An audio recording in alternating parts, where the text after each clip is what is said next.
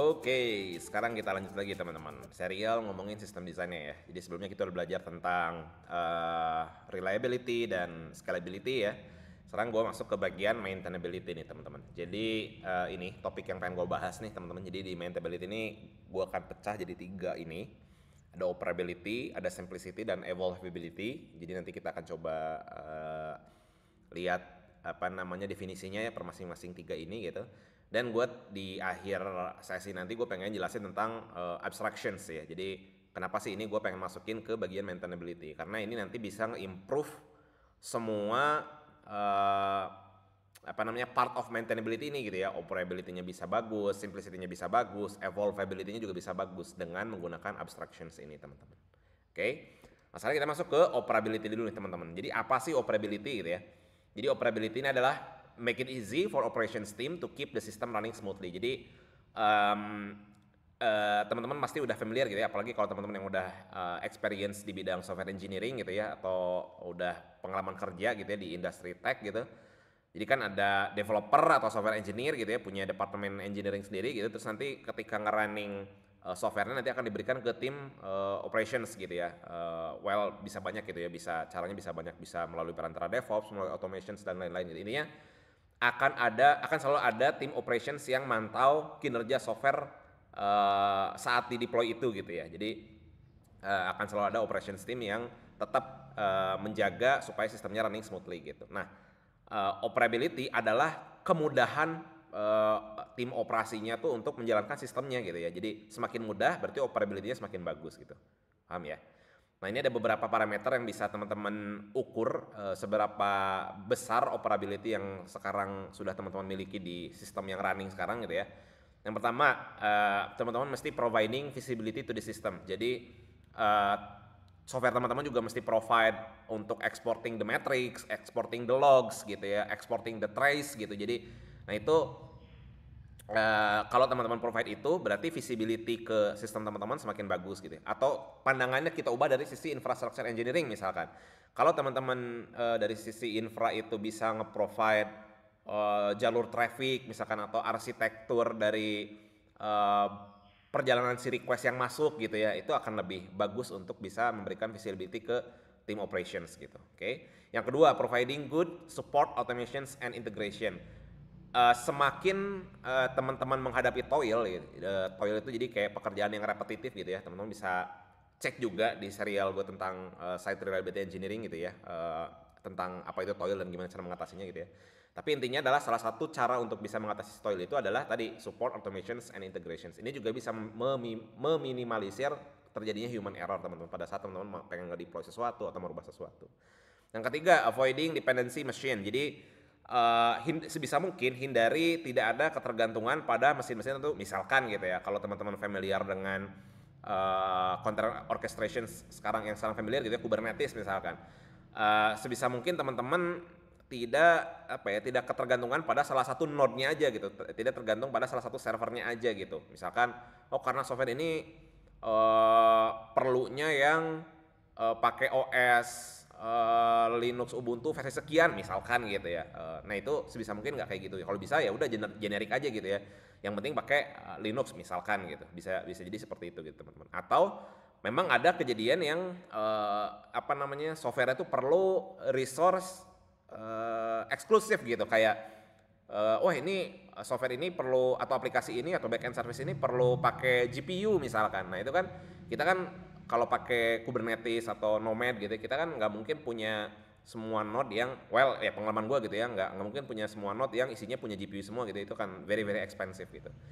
Nah jadi sebisa mungkin kalau tidak ada kasus-kasus seperti itu, hindari dependency machine teman-teman. Yang keempat, providing good and easy to understand documentations. Jadi setelah teman-teman provide sesuatu, mengubah sesuatu, membuat sesuatu gitu, itu biasakan untuk bikin dokumentasi, dan dokumentasinya juga harus yang ya easy to understand gitu ya. Gunakan terminologi yang memang umum gitu ya. Pun kalau memang teman-teman kira bahwa kayaknya ini nggak akan dikenali secara umum gitu ya, kata-kata gua gitu ya, lu bisa jelasin di abstract way-nya gitu ya, bahwa yang kejadiannya seperti ini gitu ya. Nah itu tetap harus di provide teman-teman. Providing observability and self-healing to the system. Nah kenapa gue tambahin self-healing teman-teman? Jadi ketika teman-teman punya sistem yang begitu besar gitu ya, observability aja tuh nggak cukup gitu. Jadi alerting aja juga nggak cukup gitu. Jadi masa tiap kali resource mau habis terus kita dapat alert gitu ya. Padahal kita bisa bikin script yang mana tinggal nge-tweak sedikit gitu ya, tinggal nge-tweak sedikit untuk naikin CPU at a given time gitu ya, within particular time yang kita define gitu. Setelah itu di reduce lagi gitu ya, misalkan kalau emang nggak perlu gitu ya. Kita kan bisa bikin script untuk itu gitu. Jadi observability aja nggak cukup ya teman-teman. Jadi teman-teman juga mesti provide self healing supaya operations teamnya juga makin mudah untuk ngoperate si software teman-teman. Yang terakhir adalah exhibiting predictable behavior. Jadi sebenarnya ini juga di-provide dari good and easy to understand documentations ya. Jadi ketika teman-teman melakukan sesuatu, teman-teman ngerti nih, oke, kalau ini gue lakuin, yang terjadi adalah ini gitu ya. Kalau gue ngelakuin A, maka outputnya adalah B gitu ya. Nah, teman-teman sebisa mungkin punya predictable behavior gitu dari sistem yang teman-teman sekarang running. Oke? Itu tentang operability teman-teman. Nah, berikutnya adalah simplicity teman-teman. Jadi apa sih simplicity? Sebenarnya simplicity adalah managing the complexity. Gimana caranya supaya sistem yang udah kita buat atau yang mau kita buat itu tidak jadi apa ya, jadi wild gitu ya, jadi buas gitu ya. Jadi kemana-mana gitu. Artinya sebenarnya nggak apa-apa ya kemana-mana ya. Artinya kita tetap bisa nge-manage si complexity itu gitu ya. Jadi dengan resource yang ada gitu ya, dengan manpower yang ada, kita tetap bisa nge-handle si sistem itu gitu ya. Jadi managing the complexity. Nah, berdasarkan bukunya DDIA gitu ya, ada beberapa the things that can make your system more complex. Jadi ada beberapa hal gitu ya yang bisa bikin sistem teman-teman tuh makin kompleks teman-teman. Ya, jadi ada 4 ini kalau di bukunya dia itu tight coupling of modules. Jadi modules yang teman-teman punya itu saling terikat kuat gitu ya. Terikat kuat itu maksudnya jadi saling import, intinya saling membutuhkan gitu ya satu sama lain. Jadi kalau satu mati ya modul yang misalkan modul A dan modul B misalkan gitu ya. Kalau modul B mati, modul A juga jadi nggak bisa nge-provide something ke user misalkan gitu. Jadi ikutan mati juga lah istilahnya gitu ya. Nah itu namanya tight coupling of modules gitu ya. Atau ternyata modul A dan modul B misalkan gitu ya. Karena tight coupling of modules gitu ya. Modul B ada perubahan, ternyata modul A jadi berantakan misalkan, fungsionalnya jadi aneh gitu ya, jadi weird gitu si applicationsnya tuh gitu ya. Nah itu namanya tight coupling of modules gitu ya, karena mereka bisa jadi saling import, pokoknya intinya saling ketergantungan gitu ya. Yang kedua, tangled dependencies. Jadi dependencies yang acak-acakan gitu ya, yang yang kita nggak bisa kontrol gitu. Jadi terlalu banyak dependency yang kita punya gitu ya. Terus mungkin bisa jadi versionsnya beda-beda misalkan ya, padahal dependensinya sama, ternyata versinya berbeda-beda gitu ya. Well sebenarnya di beberapa big tech company juga ada banyak yang melakukan hal kayak gitu dan mereka bisa tetap managing the complexity dengan itu gitu ya. Cuman if we talk about the small team gitu ya, yang nggak mungkin bisa nge-manage dependency sebesar itu gitu ya. Nah itu harus dihindari teman-teman, tangled dependency ini gitu ya. Yang ketiga, inconsistent naming dan terminology. Jadi ketika kita entire organizations itu punya naming dan terminologi yang beda-beda, itu bisa jadi bikin makin kompleks nih sistem kita gitu ya. Jadi yang satu pakai istilah ngukur performanya misalkan ya, ngukur performanya, yang satu pakai latensi, yang satu pakai response time gitu. Itu kan sebenarnya dua hal yang berbeda juga itu kan gitu ya. Jadi dengan kita nggak punya naming dan terminologi yang sama, ya bisa jadi malah jadi salah gitu ya. Satu bilang latensi, yang satu lagi bilang response time. Padahal pikiran mereka sama gitu ya, pengen ngukur hal yang sama gitu ya, karena perbedaan naming dan terminologi kedua-duanya jadi salah gitu ya, karena memang sebenarnya berbeda antara latensi dengan response time gitu ya. Nah makanya kita perlu menghindari ini teman-teman, menghindari inconsistent naming dan terminologi. Nah yang keempat, biasanya yang bikin more kompleks itu adalah ketika kita pengen hacking something gitu ya, pengen bikin something atau work around something gitu, ketika ada isu yang terjadi gitu ya, atau ketika kita pengen nge-tweak performance dari sebuah aplikasi atau sistem yang kita punya. Oke. Nah itu seringkali malah bikin makin kompleks gitu ya. Oh ini kayaknya untuk workaround-nya sementara bisa pakai ini misalkan gitu ya. Kita nggak sadar bahwa ternyata pakai ini itu bikin sistem itu makin kompleks gitu ya, dan bikin ketemu problem yang bahkan lebih kompleks lagi ke depannya gitu ya. Nah itu harus kita hindari juga teman-teman. Oke. Nah ini jadi ketika kita punya problem tight or coupling modules, solusinya adalah kita gunakan solid architecture teman-teman. Nah ini ada di bukunya Clean Architecture ya, seingat gue di chapter awal-awal tuh. dijelasin tentang apa itu solid gitu ya. Ini pada saat proses pembuatan software atau pada saat teman-teman maintain di software gitu ya. Gunakan si solid principle ini gitu ya. Solid principle ya, sorry ya, bukan solid architecture ya. Jadi gimana caranya bikin software yang punya kelima principle ini gitu ya, prinsip ini gitu ya. Single of responsibility, terus apalagi lah ada banyak gitu ya, ada solid. Silakan teman-teman baca gitu ya. Nah, ketika teman-teman punya problem tangle dependencies gitu ya, solusinya adalah gunakan dependency yang tercentralized gitu ya, terpusat gitu ya. Again, gue sampaikan bahwa beberapa big tech company juga tidak menjadikan ini sebuah problem gitu ya. Yang apa-apa biarin, mau versinya beda-beda, mau dependensinya beda-beda, misalkan padahal sama, misalkan gitu. Misalkan let's say di Python nih, web framework yang dipakai itu bisa jadi pakai Django atau Flask gitu ya. Jadi untuk beberapa service ada yang pakai Flask, ada yang pakai Django, dan di beberapa company itu diperbolehkan gitu ya. Seingat gue di Netflix ya, di Netflix itu membebaskan teman-teman untuk pakai framework apapun, version apapun gitu ya, dengan gaya apapun gitu, itu diperbolehkan. Tapi ada di beberapa company yang memang sudah punya standardized gitu ya. Jadi kalau mau pakai ini, kalau mau pakai framework tertentu, pakailah versi yang ini gitu ya. Terus kalau mau pakai framework, pakailah framework ini gitu ya, di beberapa bahasa pemrograman misalkan kayak gitu. Nah itu ada juga company yang seperti itu teman-teman. Oke. Nah ini ketika teman-teman menjadikan ini sebuah problem gitu ya, si tangled dependency ini jadi sebuah problem gitu ya, maka solusinya adalah bikin dependency jadi terpusat gitu teman-teman. Jadi kalau teman-teman mau download dependency ya ke repo yang ini aja gitu, karena versionsnya pasti sama dan frameworknya pasti sama gitu ya. Frameworknya pasti sama dan versionsnya pasti sama juga. Oke, atau package-nya sama dan versinya sama juga gitu ya. Jadi bikin dependency yang terpusat teman-teman. Nah terus kalau teman-teman punya problem tentang inconsistent naming dan terminology, maka bikin standardizations. Jadi teman-teman harus bikin satu standar, bisa jadi dokumentasi gitu ya, atau apapun itu gitu ya, bisa bikin standar yang mana itu nge-refer ke semua naming atau terminologi yang dipakai di sebuah perusahaannya gitu ya. Jadi teman-teman punya satu pemahaman tentang kata-kata tersebut gitu ya. Jadi apa itu latensi, apa itu response time gitu ya, atau apa itu scaling misalkan gitu ya. Itu kan di setiap company beda-beda gitu ya. Ada yang scaling itu definisinya adalah menggunakan vertical scale gitu ya, ada yang horizontal scale misalkan gitu ya.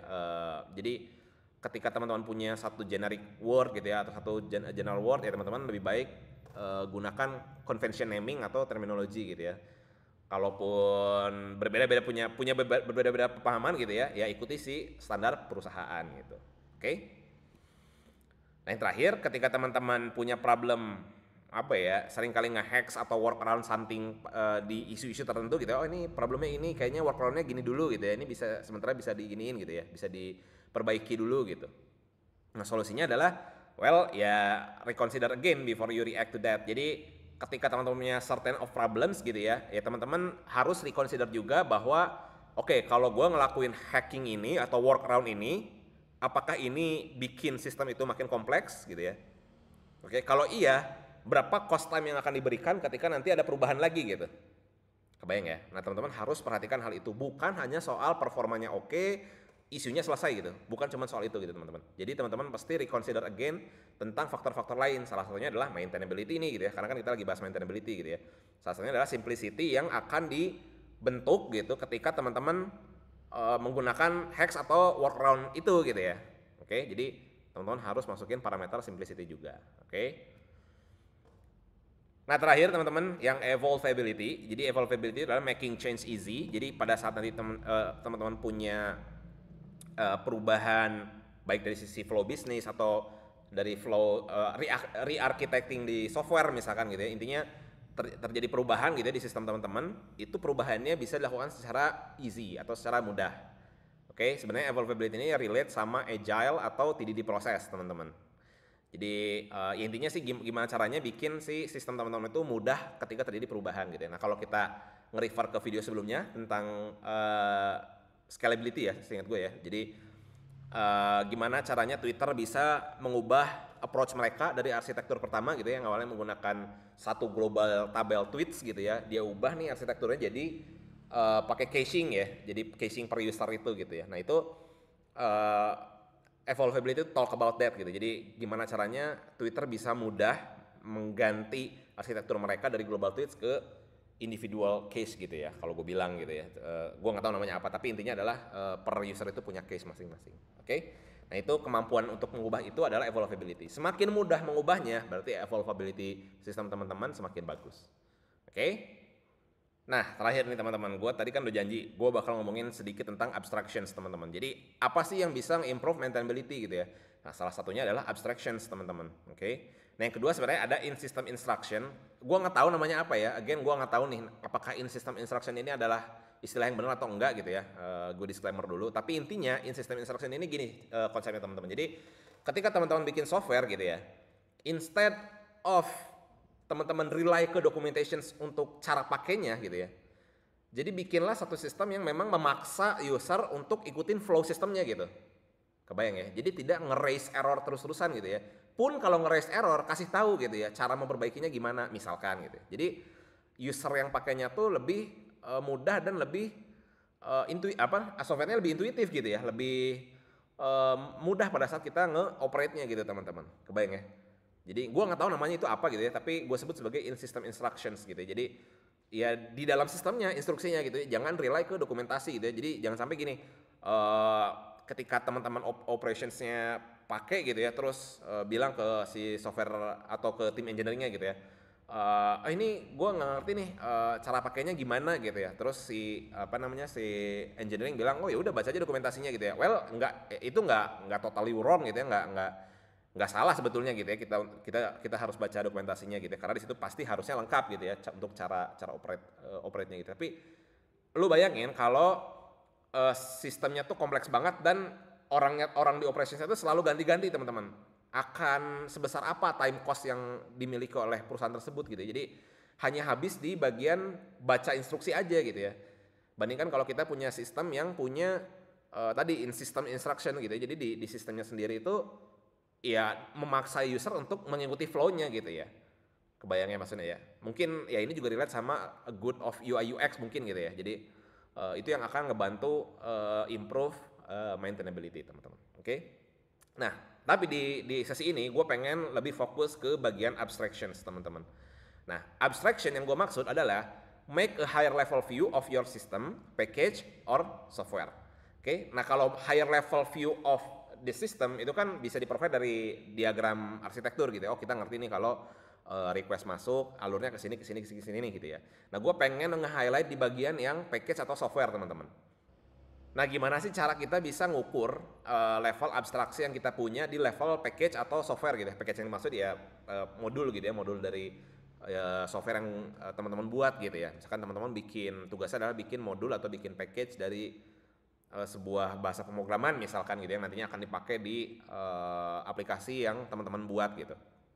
Nah itu bisa kita ukur teman-teman sih level abstraksinya gitu. Nah tapi sebelum kita ngukur, gue mau coba jelasin dulu tentang apa itu stability matrix yang dimiliki dari sebuah komponen gitu ya, komponen software gitu, atau sebuah kelas gitu. Terus yang kedua gue juga jelasin tentang apa itu abstractions yang gue maksud di sini gitu ya. Yang pertama tentang stability gitu teman-teman. Nah stability ini diukur dari nilai I gitu ya, atau nilai instability. Oke, di mana nilai instability ini diperoleh dari fan out, which is fan out itu adalah outgoing dependencies. Outgoing dependencies itu jadi si kelas itu bergantung pada modul atau kelas yang lain gitu ya, itu fan out teman-teman. Nah kalau fan in itu adalah nilai dari seberapa banyak modul atau package atau codingan yang depends ke komponen itu gitu. Kebayang ya? Nah ini kalau di grafik ini lihat ya, si CA berarti punya fan out gitu ya, punya fan out dari Q dan R ke CC gitu. Kebayang ya? Si CB berarti punya fan out dari S ke U gitu. Nah kalau sudut pandang kita berubah ke CC gitu, dari CC, maka si CC punya fan in gitu ya, fan in dari CA. Oke?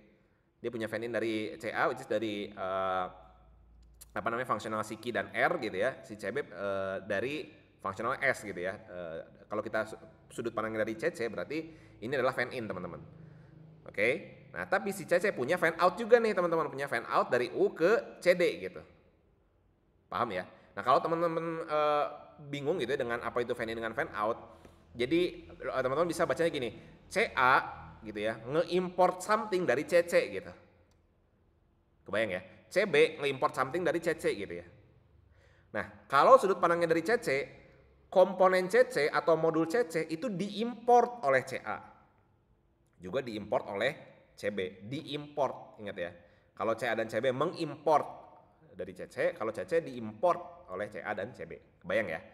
Nah, kalau kita sudut pandang dari CC ke CD, berarti CC itu bergantung pada CD atau mengimport something dari CD gitu ya, bergantung pada si CD gitu. Paham ya maksudnya ya? Nah, kalau kita bicara tentang fan in fan out lagi, berarti CC fan out ke CD atau CD fan in dari CC. Kebayang ya? Nah, nilai instability atau I gitu ya, itu adalah fan out dibagi jumlah keluar masuknya diagram itu gitu ya, atau fan in plus fan out gitu. Kebayang ya? Nah, contoh misalkan si CC, berapa sih nilai instability-nya teman-teman? Berarti si CC nilai instability adalah fan out-nya berapa? 1 ya kan? Lihat, dia keluar kan, dia mengimport something, dia fan out dari si CD, which is 1 ya kan. Terus jumlahin nilai fan out, fan in plus fan outnya atau semua apa ya gue bilang ya, transaksi atau apalah, intinya semua tanda panah yang berhubungan dengan si CC ini gitu ya. Ya itu ada 4 ya kan, ada fan in ada 3, fan outnya ada 1 ya kan, berarti 1/4. Paham ya? Itu cara ngitung instability teman-teman. Nah sekarang kita lihat ke grafik di kanan ini teman-teman. Nah sekarang gue mau ceritain dulu tentang si I dulu ya, si sumbu X ini ya. Teman-teman hiraukan dulu nih tulisan-tulisan ini, teman-teman hiraukan dulu. Oke, gue mau bicara tentang I di sini. Nilainya dari 0 sampai 1 ya kan, berupa rasio ya kan. Fan out dibagi fan in plus fan out. Ini pasti nilainya berupa rasio dari 0 sampai 1 ya kan. Nah, kalau nilainya 0, gini ya, kalau I-nya ini nilainya 0, maka dia hanya diimport, tidak pernah mengimport gitu ya, dia tidak pernah bergantung sama komponen lain gitu ya, malah komponen lain yang ngeimport si komponen ini gitu ya. Kebayang ya? Jadi kalau I-nya nilainya 0, kalau I nilainya 0, dia hanya diimport, tidak pernah ngeimport package lain, tidak pernah bergantung sama package lain. Malah package lain yang bergantung pada package ini, yang nilai I-nya adalah 0. Kebayang ya? Sebaliknya kalau I-nya 1, dia nggak pernah diimport teman-teman. Dia nggak pernah diimport, tapi dia tuh ngeimport package-package gitu. Dia tuh bergantung sama banyak package gitu. Paham ya maksudnya ya?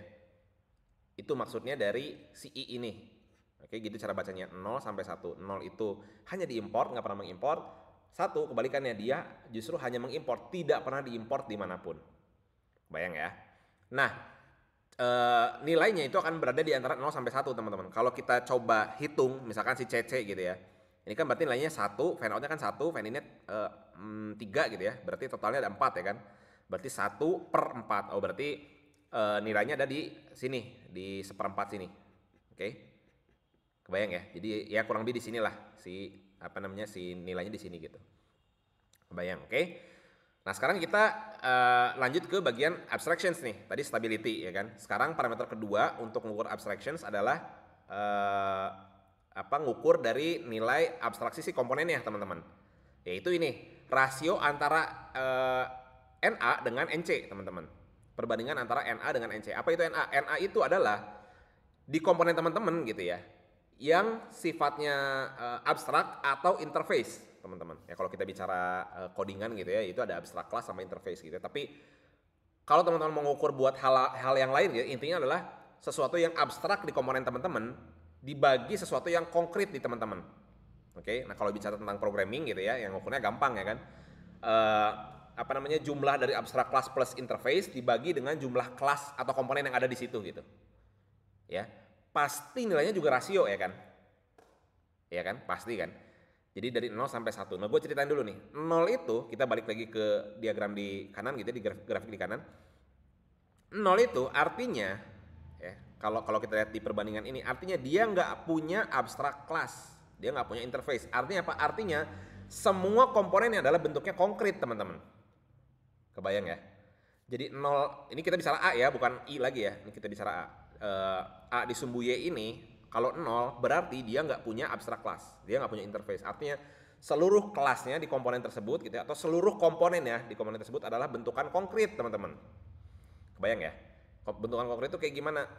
Eh gua nggak akan too much detail ke situ gitu ya, tapi intinya teman-teman, kalau teman-teman ngerti bagian programming gitu ya, intinya bentuk konkret itu adalah segala sesuatu ya kelas atau komponen gitu ya yang isinya adalah konkret implementasinya gitu ya, asli implementasinya gitu, sudah tidak ada level abstraksi lagi teman-teman.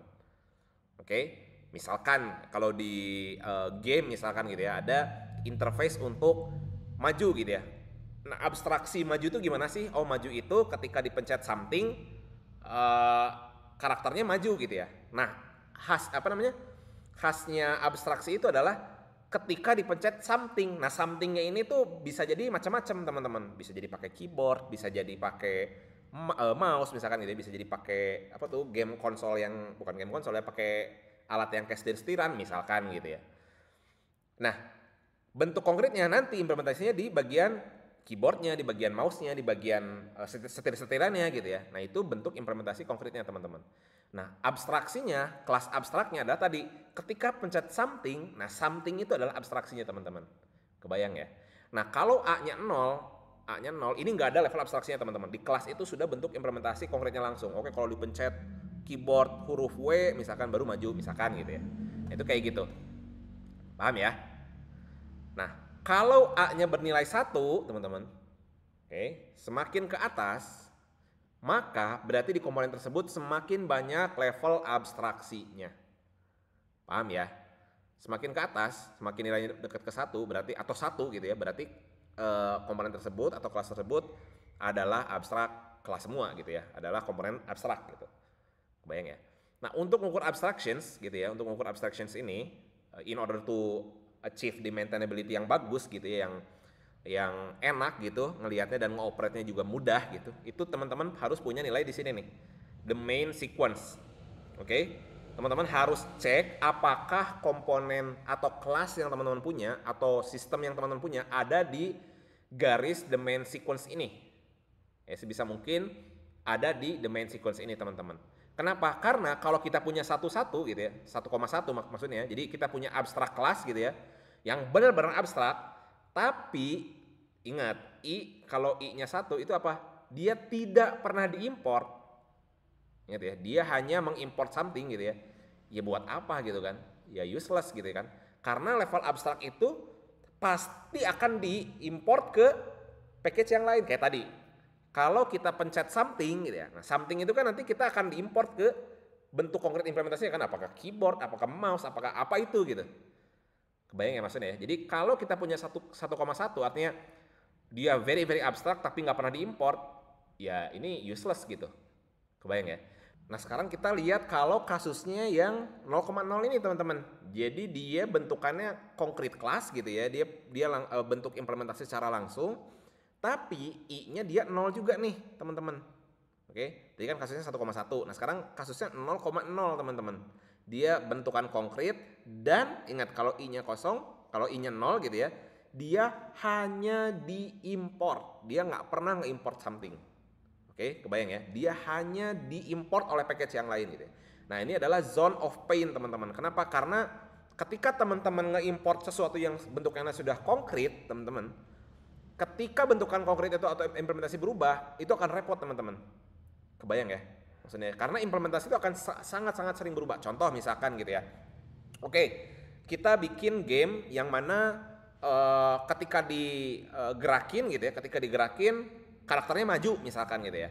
Nah, kita pakainya tuh ketika dipencet keyboard huruf W misalkan gitu ya, instead of pakai kata something tadi gitu ya, pakai abstractions level something tadi gitu. Kita langsung define bahwa oke, kalau pencet W karakternya maju gitu ya. Nah, ini akan sangat sulit ketika teman-teman mau ganti cara pindahinnya dari keyboard ke mouse misalkan atau ke setir-setiran tadi gitu. Kebayang ya maksudnya ya. Itu akan sangat sulit daripada kita pakai abstractions tadi, pakai something tadi, yang mana nanti si something tadi di bentuk implementasinya nanti bisa pakai keyboard, bisa pakai mouse, bisa pakai setir-setiran tadi gitu. Kebayang ya, makanya disebut sebagai zone of pain. Di sini teman-teman akan merasa sulit untuk maintain atau nge-operate codingan teman-teman gitu ya, atau sistem teman-teman kalau kita bicara sistem gitu ya. Kebayang ya. Jadi in order to achieve the best maintainability, di konteks abstractions gitu ya, teman-teman mesti maintain codingan teman-teman, software teman-teman, sistem teman-teman, package teman-teman tetap ada di dalam domain of sequence ini. Oke, gue rasa itu aja materi gue tentang maintainability. Next kita akan bicara tentang data model.